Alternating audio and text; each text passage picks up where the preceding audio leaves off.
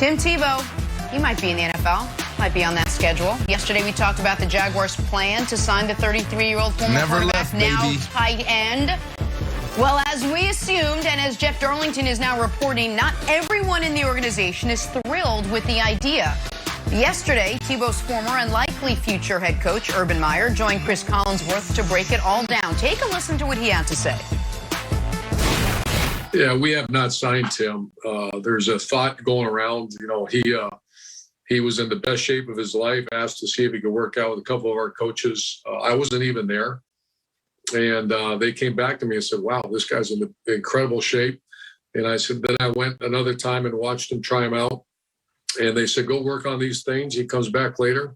They try him out again. I'm not there. And they come in and they said, wow, you know, this guy's ball skills. He's a great athlete. He looks like he's 18 years old, not 20, whatever he is, 33.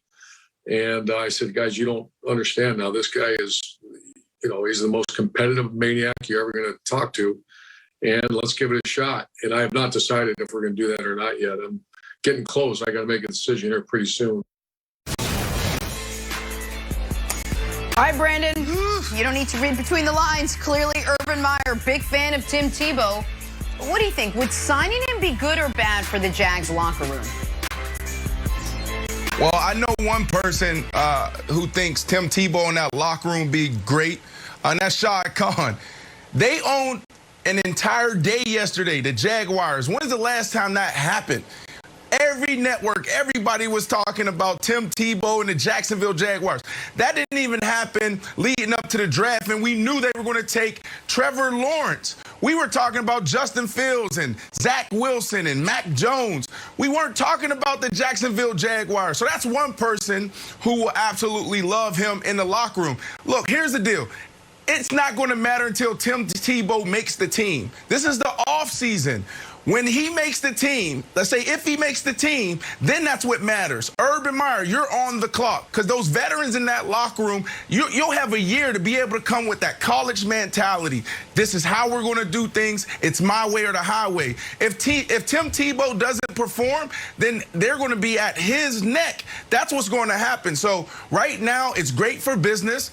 Hell, it's great for football. It's great for us. We're talking about it. It's a great topic. And then when it's time to strap up, let's see if Tim Tebow performed, Kevin.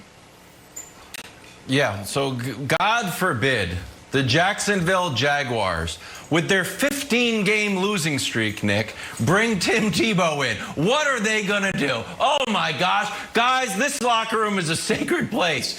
How are we going to invite Tim Tebow to camp when we're busy with the rookie talent show and giving people silly haircuts? I just don't think the sanctity of Jacksonville and the histrionics around this are absurd. They're absurd. Yes. You guys lost 15 games in a row. You tried to lose all the games last year, so you got Trevor Lawrence, and you did. So the idea that the amount of pearl clutching about bringing Tim Tebow in, who he's not even in. I mean, this is the other thing, Nick. That soundbite from Urban Meyer, that's the first time I'm like, oh, they're not going to sign Tebow. It's very easy to be like, yeah, we're going to bring him in. He's going to be a good fit. He's going to be a good fit for our squad. But hearing Urban say like, I got to make up. You think? I don't know, Brandon. For the way he sounds, I don't think. Now I'm leaning the other way. He just corrected. No. Okay, he's definitely going to sign him. I don't know if he's going to make the team. He said, at the end of the soundbite, he's like, I said, let's do it. And then he corrected himself. And he's like, and I still got to make that decision. You made that decision. But I'll address the Jags thing in a moment. But first, can you put Brandon on the screen with me? Because I'm going to say something to Brandon. I think he's going to think I'm joking. But I am totally serious. Brandon, do you have Urban Meyer's phone number? Because do you? I do not. Because I do. I can give it to you. No, I do not. Okay, I'm going to text it to you during the break. Yeah, because he used to work with Fox. Okay. He's close with Colin, so I'm by proxy, like, you know, first relation. You should go get a tryout. If that's how it's working in Jacksonville, hey, he's in great shape. Those ball skills. Can we show Brandon's numbers since Tebow last stepped on a football field? Man. Brandon, before Tebow retired, you were awesome. After Tebow retired, you have almost 5,000 yards, almost 40 touchdowns. So, hey, let's send him this picture any video from Brandon without a shirt on, which best I can tell is all the video of Brandon when he's not on this show, and get you a tryout. I'm not saying, Brandon, that you can necessarily pass DJ Chark as the #1 receiver, but if Jacksonville, it's just open tryouts for Fantasyland, Brandon actually could help him. I'm dead ass serious, guys. Oh my goodness. Like this is ridiculous. And it's not a sideshow, and it's not a carnival.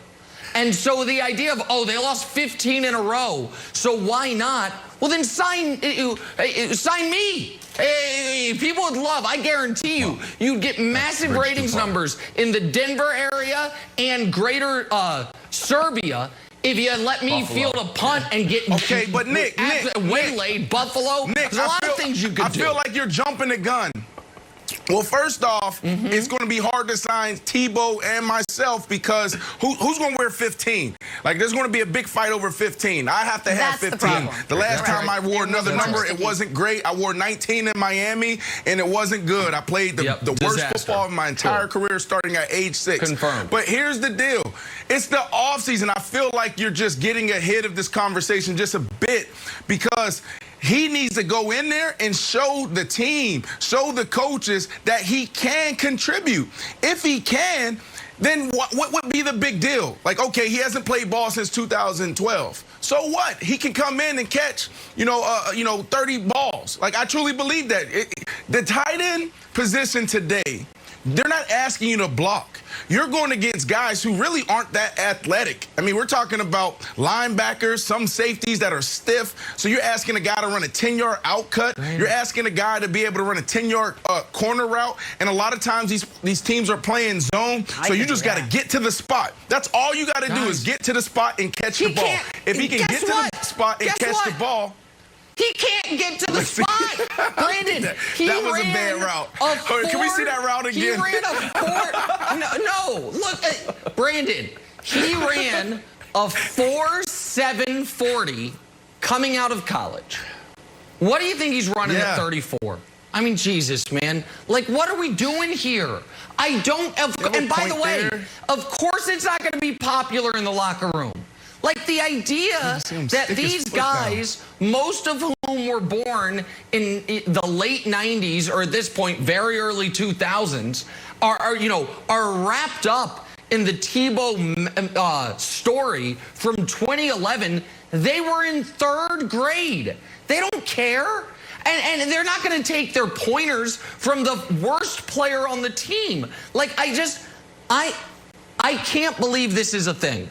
I really can't believe. It's fine, minor league baseball. Nobody cares. It is a sideshow. You are trying to sell tickets. This is professional football. And we're going to do this with the #1 pick of the draft, the highest profile new head coach. This is what he wants to do.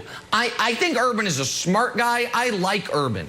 I cannot believe this is his first major decision. Because Trevor Lawrence wasn't a decision. That was an obvious one. That adding this to your locker room, I just can't believe it. But evidently they're going to. And I don't think, Brandon, that they are signing him to cut him. I think if they sign him, he's making the team.